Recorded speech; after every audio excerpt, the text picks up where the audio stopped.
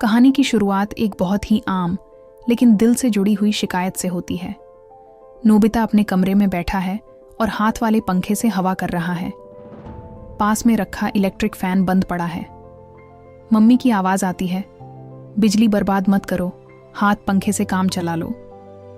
Nobita का चेहरा उतर जाता है। उसे लगता है जैसे हर मजा उसी के हिस्से से काट दिया जाता है। थोड़ी देर बाद वही पुरानी कहानी, सुनियो और जियान के बीच खिलौने को लेकर बहस। मेरी बारी कब आएगी? नोबिता इंतजार ही करता रह जाता है और तभी खिलौने की बैटरी जवाब दे देती है। सुनियो झुंझलाकर कहता है कि हर बार बैटरी डालनी पड़ती है और जियान खेल खेल में खत्म कर देता है। नोबिता मन ही मन सोचता है, काश ऐसी कोई बैटरी होती जो कभी खत्म ही न होती। यहीं से कहानी में डोरेमोन की एंट्री होती है। हमेशा की तरह जेब से कुछ अजीब सा निकालते हुए वो मुस्कुराता है और कहता है कि वो 22वीं सदी के डिपार्टमेंटल स्टोर से कुछ खास लाया है। नाम सुनते ही नोबिता की आंखें चमक जाती हैं। Emotional energy cylinder.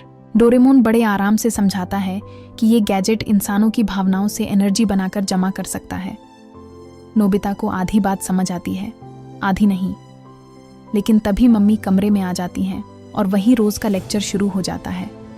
होमवर्क, शिकायतें, टीचर की कॉल। मम्मी बोलती जाती हैं और नोबिता की गर्दन झुकी जाती है। अचानक मम्मी थक कर चुप हो जाती हैं और बाहर चली जाती हैं। डोरेमोन हंसते हुए सिलेंडर दिखाता है। मीटर ऊपर चढ़ चुका होता है। नोबिता को अब समझ आता है कि मम्मी का गुस्सा सीधे एनर्जी बन गया। जब उसी एनर्जी से बिना बैटरी के फैन चलने लगता है तो नोबिता की खुशी का ठिकाना नहीं रहता। उसे लगता है जैसे उसकी सारी परेशानियों का हल मिल गया हो। लेकिन असली दिक्कत तब आती है जब सारी एनर्जी खत्म हो जाती है। अब सवाल ये है कि इतनी ताकतवर गुस्से वाली एनर्जी आएगी कहाँ से?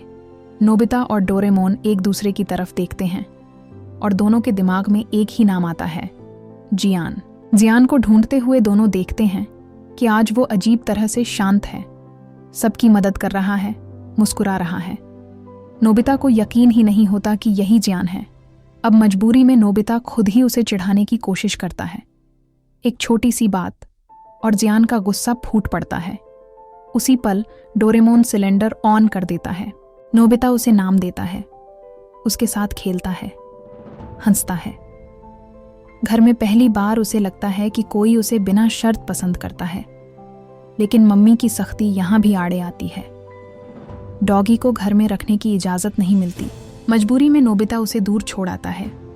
वो पल ऐसा होता है कि नोबिता की आंखें भर आती हैं, लेकिन वो कुछ कह नहीं पाता। रात को जब वही डॉगी वापस लौट आता है तो नोबिता को समझ आता है कि सच्चा रिश्ता दूरी नहीं मानता। कहानी के अंत तक नोबिता को दो बड़ी बातें समझ आती हैं।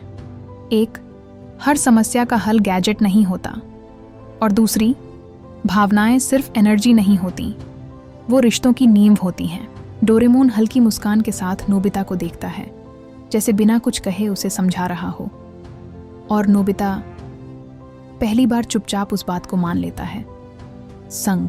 अगर आपको ये कहानी सुनकर थोड़ा सा भी अच्छा लगा हो, अगर नोबिता की परेशानी कहीं ना कहीं आपकी अपनी सी लगी हो, तो इस वीडियो को लाइक कर देना, क्योंकि एक लाइक हमें बताता है कि हम सही दिशा में जा रहे हैं। और हाँ, अगर आप डोरेमोन, नोबिता और उन कहानियों के साथ बड़े हुए हैं जो हंसाती भी हैं और चुपचाप दिल को छू भी जाती हैं, तो चैनल को सब्सक्राइब कर लीजिए, क्योंकि यहाँ हर वीडियो के साथ आपको वही बचपन वाली फील दोबारा मिलेगी। और इस वीडियो को उस दोस्त के साथ शेयर करना मत भूलना जो आज भी नोबिता जैसा थोड़ा सा मासूम है। मिलते हैं अगली कहानी में। तब तक टेक केयर।